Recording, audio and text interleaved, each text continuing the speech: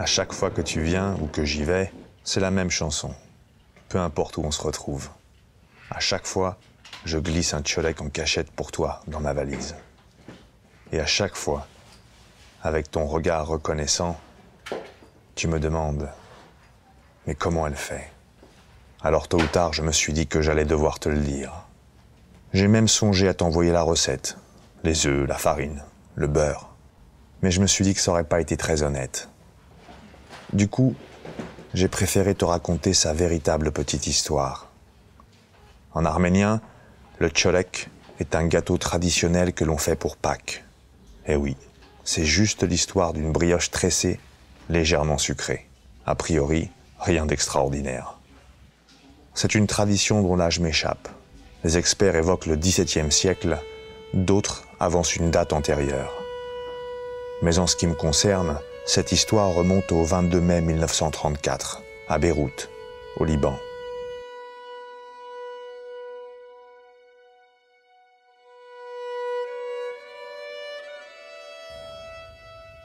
C'est l'histoire d'une petite fille nommée Vartouche. En 1946, alors qu'elle n'avait que 12 ans, accompagnée de sa maman, de son demi-frère et de son petit frère, elle quitte Beyrouth pour Batoumi en bateau.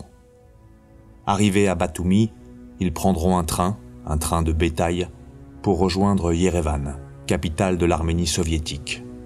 En 1948, sa mère s'éteint à l'âge de 41 ans. À Yerevan, Vartouche vivra les premières années dans le quartier de Noralesh, puis ensuite dans le quartier de Tchelemouchka. En 1949, alors qu'elle n'a que 16 ans, elle rencontre Pascal, un orphelin de 19 ans, lui-même arrivé 2 ans plus tôt de Marseille, par le Rossia. En 1950, Vartouche se marie avec Pascal. Ils auront 3 filles. L'une d'entre elles est ma maman. Le 13 mai 1971, après un énième périple, ils arrivent tous à Paris. Pascal aura mis 24 ans pour retrouver la France. Vartouche laisse son petit frère derrière elle. À son arrivée en France, elle travaillera sans relâche dans la confection. Machine à coudre, repassage à domicile devient son quotidien, comme beaucoup d'Arméniens. En 1977, à 43 ans, elle devient grand-mère pour la première fois.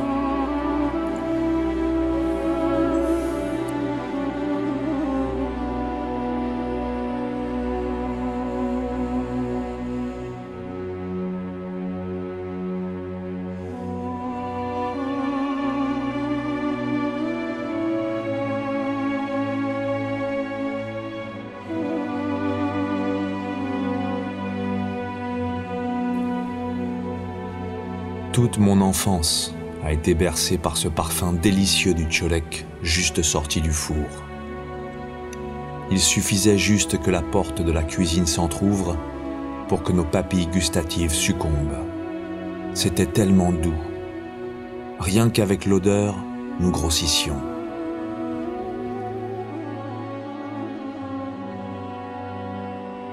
Ce que je ne comprenais pas encore à l'époque, c'est à quel point cette modeste brioche deviendrait le socle qui allait construire nos plus beaux souvenirs d'enfants.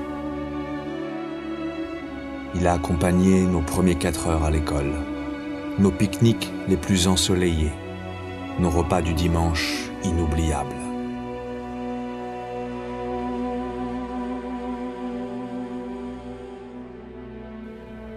Il a soigné nos tristesses, adouci notre jeunesse et façonné notre regard d'adulte sur la vie.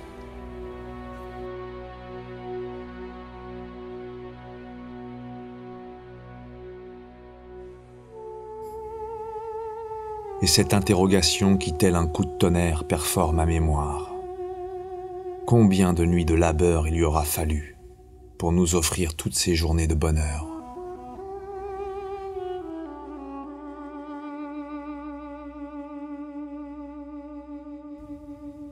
Les parents, les cousins, les tantes, les oncles, les vieux, les jeunes, tous étaient là, réunis autour d'un tcholek qui n'a jamais souffert aucune discussion.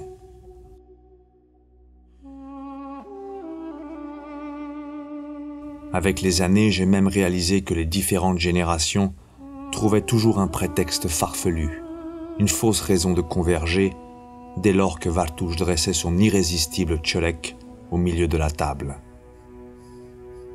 Le tcholek, parce qu'il faisait l'unanimité au sein de notre famille, était devenu indétrônable. Même si personne ne le disait ouvertement, Vartush avait réussi l'impensable. Préserver une tradition ancestrale tout en nous ouvrant un horizon merveilleux.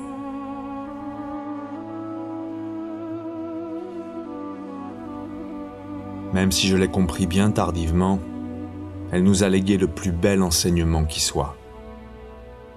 Vartush nous a démontré qu'on peut formuler son souhait le plus intime dans le plus doux des silences, caché dans la plus douce des brioches.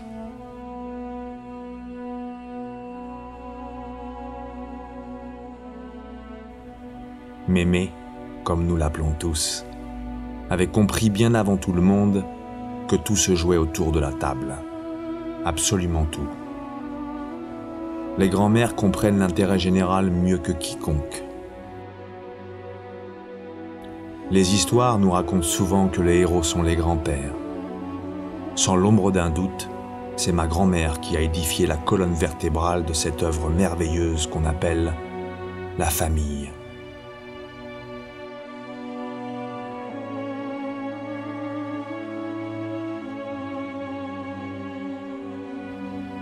Aujourd'hui encore, un demi-siècle plus tard, dans ses mains fatiguées, subsiste la force des colosses.